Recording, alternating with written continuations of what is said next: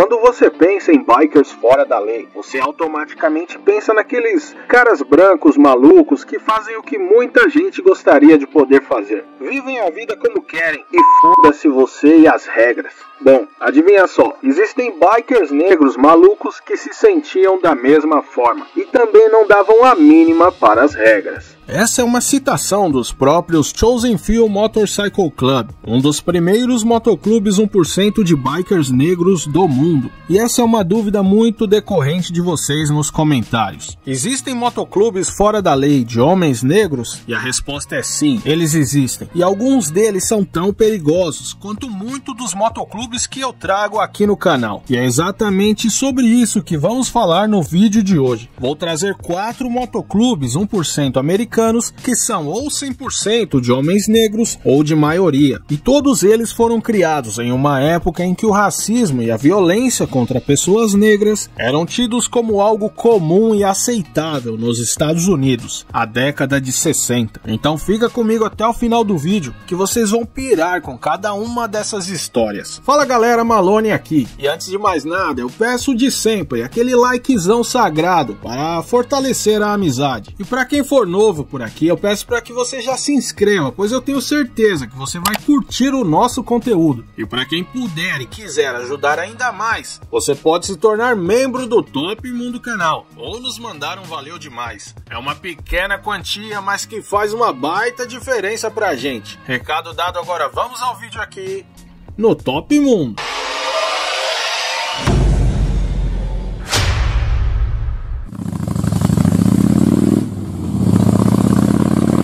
O final da década de 60 nos Estados Unidos foi particularmente uma das mais conturbadas da história norte-americana. De um lado, a Guerra do Vietnã, o qual por quase uma década, os Estados Unidos enviaram mais de 2,5 milhões de militares e tiveram quase 60 mil baixas. E do outro lado, um movimento contrário aos costumes rígidos da época e principalmente contrários à guerra. Movimento esse que ficou conhecido como Movimento Hippie. Em meio a tudo isso, jovens veteranos que viveram o inferno na terra voltavam para o seu país traumatizados e desorientados. Ao mesmo tempo que o país vivia essa divisão, eles não tinham o devido reconhecimento e ainda eram xingados e chamados por parcela da sociedade de assassinos e terroristas. E esse cenário inspirou muitos filmes, como o nosso saudoso Rambo. E eu volto para o mundo e vejo aqueles babacas no aeroporto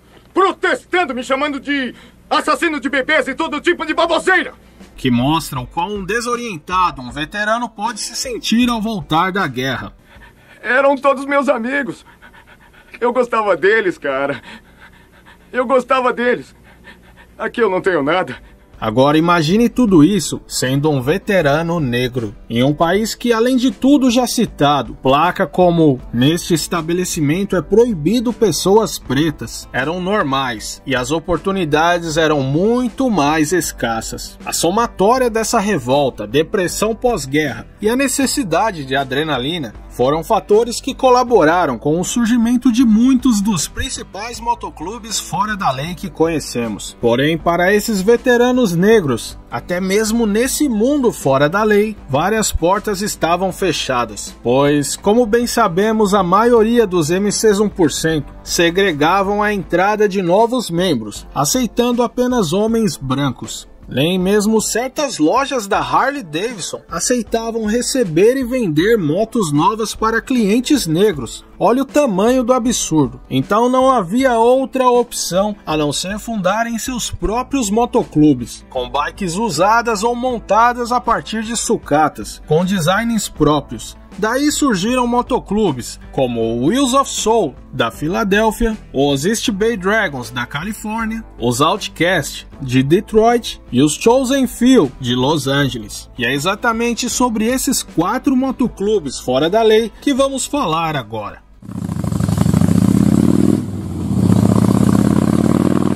Fundado pelos veteranos e amantes do motociclismo Lionel, Lil Frank, Roger, Hawk, Slim, Shirley Bates e Champ, a princípio 2 possíveis nomes foram colocados na mesa para votação: The Patriots of Iron and Steel e Chosen Few, que acabou sendo escolhido, que em português significa poucos escolhidos. O primeiro patch do motoclube era preto e branco, mas com o tempo mudou para o patch que usam até hoje, vermelho e branco. O símbolo é uma cruz de ossos humanos sendo puxada por duas bikes. O Chosen Few surgiu como um MC exclusivamente para negros, mas ao contrário do preconceito que sofriam dos MCs brancos, os Chosen Few não demoraram para começar a aceitar outras etnias. E o primeiro foi um homem branco que foi aceito em 1960 e apelidado de White Boy Art. Em seguida, outro branco, o White Boy Tom. Esses dois vestiam com orgulho as cores do motoclube, porém isso levou os MCs brancos à loucura. Para eles era um absurdo brancos se misturando com negros,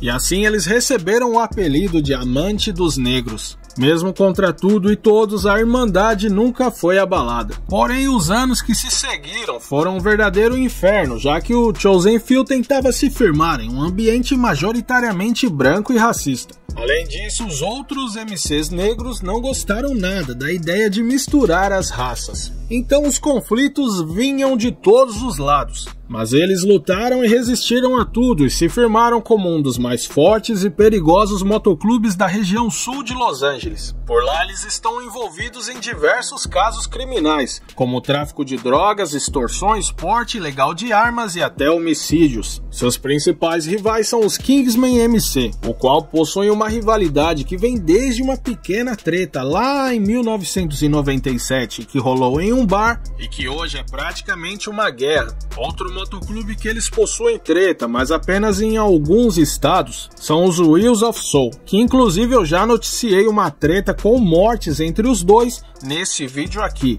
O Chosen Few Motorcycle Club é um motoclube muito respeitado pela comunidade negra. Eles estão sempre fazendo ações beneficentes em datas como ações de graças, Natal, Ano Novo, e também possuem a fama de que nunca nenhum de seus membros presos ou interrogados jamais terem uma vez sequer delatado nada sobre as atividades do motoclube, mostrando a extrema lealdade entre seus membros para com o MC.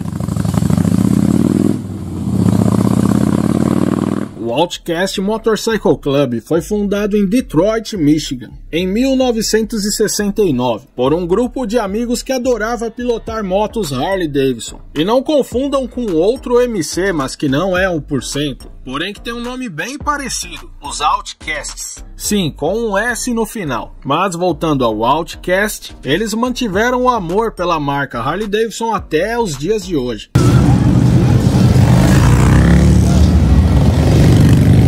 Por lá só é permitido entrar com Harley, como também só é permitida a entrada de membros negros. Sim, de todos os motoclubes que vou falar hoje, o Outcast MC é o único 100% negro. Mesmo assim, eles fazem questão de afirmar que não são preconceituosos, mas que eles mantiveram essa tradição como um meio de resistência aos movimentos racistas brancos que ainda são muito fortes nos Estados Unidos. Dessa lista, o Outcast é um dos mais violentos. Eles estão em constante conflito com outro MC que aparecerá nessa lista, os Wheels of Soul Motorcycle Club, no qual eles tiveram vários tiroteios com mortes ao longo dos anos. Seu lema é We Ride for Peace. Para quem for desatento pode achar que está escrito Nós corremos por paz, mas de propósito a grafia da palavra peace está errada, para dar o sentido de que eles não correm por paz, muito pelo contrário, como em 2014, quando um membro do Outcast foi preso por envolvimento nos assassinatos de um membro do Wheels of Soul e um membro de um clube de motos esportivas chamado Showstoppers, que foram baleados na saída de uma festa.